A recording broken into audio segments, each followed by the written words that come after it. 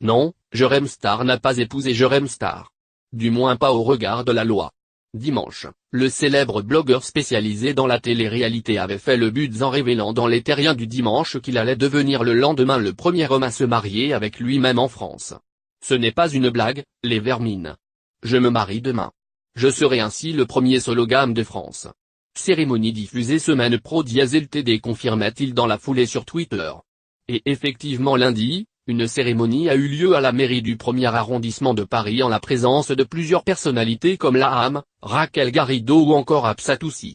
Ces deux dernières ont d'ailleurs tenu le rôle de demoiselles d'honneur de Jérém Star.